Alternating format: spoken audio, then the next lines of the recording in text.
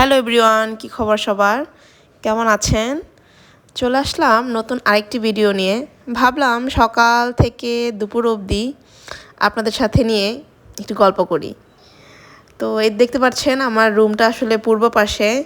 সকালে ঘুম থেকে উঠে এত স্নিগ্ধ বাতাস, মানে খাট থেকে উঠতে ইচ্ছে করে না আসলে।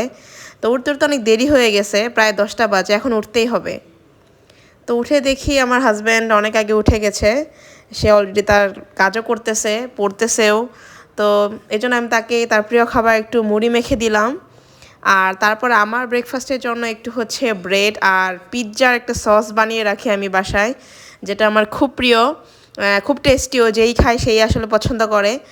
একটু অন্যরকম, মানে এটা কিন্তু টমেটো কেচাপ না, টমেটো কেচাপের কিন্তু টেস্ট অন্য। এটা টমেটো, কাঁচা টমেটো দিয়ে তৈরি করা। আপনারা চাইলে এটার মানে রেসিপি আমি শেয়ার করতে পারি। এটা খুবই মজার একটা সস। আপনি পিৎজাতে মেইনলি সসটা দেয় আর কি, বাট এটা আমি ব্রেড দিয়েও খাই, আবার রুটি দিয়েও খাই পারলে। তো চাইলে আমি রেসিপি শেয়ার করব। তো তারপরে তো এটা একটু খেয়ে তারপর একটু চা বানাতে আসলাম, যে একটু চা খাই। কারণ হাতে তেমন কোনো কাজ নেই এখন। গত মাস পর্যন্ত বেশ একটু পড়াশোনা ছিল, কয়েকটা চাকরির পরীক্ষাও ছিল। তো এখন আপাতত একটু রেস্টে আছি। তো হচ্ছে ভাবলাম যে একটু এই টাইমগুলো একটু শেয়ার করি। তো এই তো লেবু আর আদা দিয়ে একটু চা বানিয়ে নিচ্ছি। চা আসলে প্রতিদিনই খাওয়া হয়, কিন্তু এখন আমি একটু খেতে পারছি না, আমার ঠোঁটে একটু ঘা হয়েছে। এই ঘাটা যে কী যন্ত্রণার আমি আসলে, যাদের হয় সেই বুঝে। তো তবু একটু বানাইলাম অল্প অল্প করে, আর আমার হাজব্যান্ডের জন্য 1 মগ ভরে। তো এই তো তাকে একটু চা দিতে আসলাম, যে একটু চা খাও। সে খুব খুশি চা পেয়ে, কারণ চা তার প্রিয় খাবার। সে দিন রাত 24 ঘন্টা চা খেতে পারবে, 10 বার দিলে 10 বারই, 20 বার দিলে 20 বারই। তো তাকে দিয়ে আমি একটু তার পাশে বসলাম। আমি পড়তে না, বাট তার পাশে সময় দিতে আর কি বসলাম, এমনি সময় কাটাতে আর কি। তো তারপর দুপুরের খাবার রান্না করার জন্য চলে গেলাম। এর মাঝে একটু ঘর দোর ক্লিন করে তারপর হচ্ছে একটু তরকারি কেটে নিয়েছি। খুবই হালকা সিম্পল রান্না, ঢ্যাঁড়স দিয়ে আলু দিয়ে হচ্ছে একটু মাছের ঝোল করব, আর একটু কাঁকরোল ভাজি করব। আর কালকের 2টা আইটেম রয়েছে, তো ওগুলো দিয়ে আর কি চালিয়ে দিব। আর এত প্রতিদিন হেভি খাবারও ভালো লাগে না, আর আবার আমি এত রান্নাও করি না তো হেভি খাবার।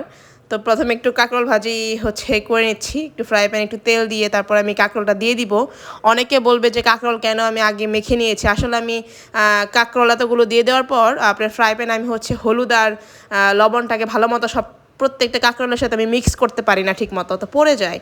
তো এই জন্য আমি হচ্ছে আগেই হচ্ছে ওই যে বেগুনে যেমন হলুদ লবণ মিশিয়ে নেয় না, ওরকম হচ্ছে মিশিয়ে নেই। তো এতে আমার সুবিধা হয় আর কি রান্না করতে। রান্না আসলে একটা আর্ট, আপনি যেমন করেন আর কি, যেমন ভালো লাগে। তো আমি ওরকম এই যে এখন যেমন দিয়ে দিলাম, আমার আর মিশাতে হচ্ছে না, আমি জাস্ট উল্টে পাল্টে এটাকে ভেজে নিব। কিন্তু যদি আমি ভেজে না, মানে ওরকম মিশিয়ে না নিই, আমার তখন এই ফ্রাই প্যানের প্রত্যেকটা কাঁকড়ের সাথে লবণ হলুদ মিশাতে অনেক প্যারা হয়ে যায়। এই জন্য আমি আগেই দিয়ে নিই। তো অনেক এক্সপার্ট আছে, অনেকের আসলে সমস্যা হয় না, কিন্তু আমার একটু একটু হয় আর কি, পড়ে যায়, বারবার পড়ে যায় ফ্রাই প্যান থেকে। তো এই জন্য আমি এটা আর করি না এখন। তো পরে হচ্ছে আমি এখন এই যে একটু মাছে একটু নুন হলুদ দিয়ে নিচ্ছি।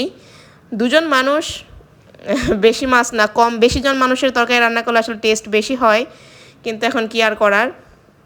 তো এখন এই যেটাকে মাছ ভেজে নিব, মাছ ভেজে একটু তরকারিটা রান্না করে ফেলবো। তো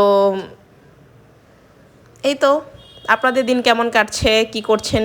আমার যারা ফলোয়ার, যারা আমাকে দেখেন রেগুলার, আপনারা জানাতে পারেন যে আপনাদের আসলে এখন কে কোন লেভেলে আছেন, কি করছেন।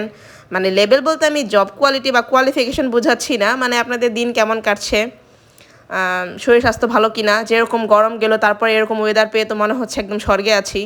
মেইনলি আমার সকালে আমার রুমে যে বাতাসটা আসে, মানে আলোও আসে অনেক বেশি, কারণ পূর্ব পাশে রুম হওয়াতে কি হয়, অনেক সকালে সূর্য চলে আসে। কিন্তু তবুও আমি জানালাটা লাগিয়ে শুই না, শুধুমাত্র একটু বাতাসের লোভে। মানে এত বাতাস আসে সকালে, মানে মনটা একদম জুড়িয়ে যায়, মানে এত সুন্দর স্নিগ্ধ বাতাস। তো আমি এর আগে যে বাসাটায় থাকতাম সেটা পশ্চিম পাশ ছিল, এক পাশ, ও মাই গড, মানে সকালটা একদমই ভালো কাটতো না। বিকালটা হচ্ছে আপনার রোদ থাকে, একটা সুবিধা, কিন্তু সকালটা হচ্ছে বাতাস কম আসতো আর কি। তো এখন পূর্ব পাশে আমার এই বেডরুমটাতে এত বাতাস আসে, মানে একদম খুবই খুবই ভালো।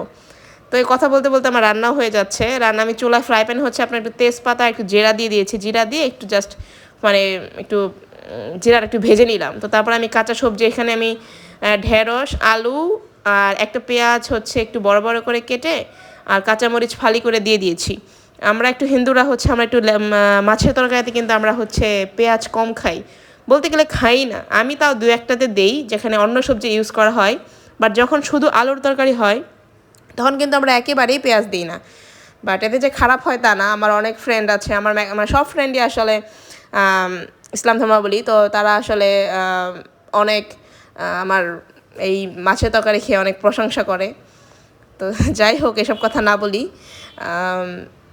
না, অনেকেই বলতে পারে যে পেঁয়াজটা অনেক কম দিয়েছি সেজন্য আর কি বললাম। তো হচ্ছে আমরা একটু পেঁয়াজ কমই খাই। তারপরে এই তো একটু ভেজে নিব, আমি একটু নুন দিয়ে একটু বেশিক্ষণ ভেজে নেই। আমি আসলে রান্নার প্রসেস কোনোটাই ফলো করি না, বাট যেভাবে আর কি করি আর কি। তো এখন এই যে একটু হলুদ দিয়ে একটু ভেজে নিব, একটু বেশি করে ভেজে নিলে আর কি তরকারিটা টেস্ট হয়।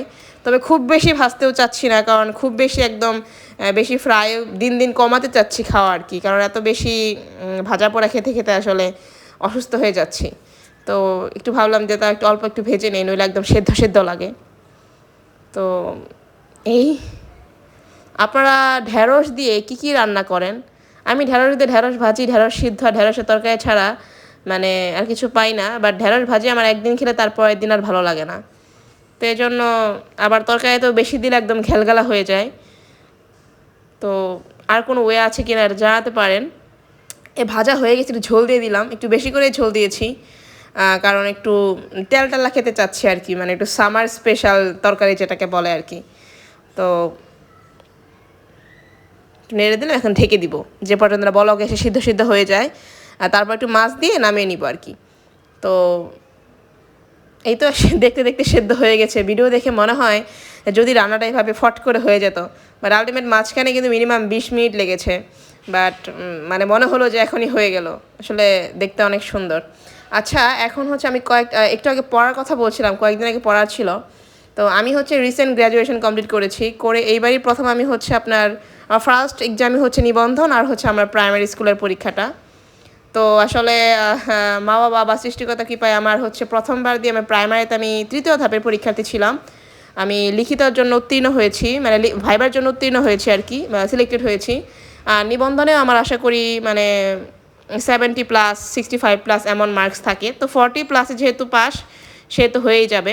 তো এই সম্পর্কিত যদি কেউ কিছু জানতে চান আমাকে জানাতে পারেন, আমি ডিটেলস জানাবো। আর সবচেয়ে মজার কথা, আমি কোনো কোচিং করি নাই। তো বলতে বলতে আমার হচ্ছে রান্না হয়ে গেছে, তখন আমি খাবার বাড়ছি মানে বেড়ে ফেলেছি আর কি। ভাত দিয়েছি, একটু কাঁকরোল ভাজি, আর গতকালের একটু ছোটো মাছের চচ্চড়ি ছিল, আর করলা ভাজি ছিল, আর এই যে আমার মাছের তরকারি যেটা আমি রান্না করবো আপনাদের সাথে গল্প করতে করতে। কালারটা ভালোই হয়েছে বলেন, খেতে কিন্তু বেশ দারুণ হয়েছিল। পরে আমি যখন খেয়ে দেখলাম মাছের তরকারিটা আসলে দারুণ হয়েছে। আমি ভেবেছি যে ভিডিও করতে করতে ভিডিও ক্লিপ নিতে নিতে কী না কি রান্না করে ফেলবো, তবে না, আসলে আপনাদের দেখানোর স্বার্থে আসলে ভালোই হয়েছে রান্নাটা। তো কেমন লাগলো জানাবেন ব্লগটা। বাই।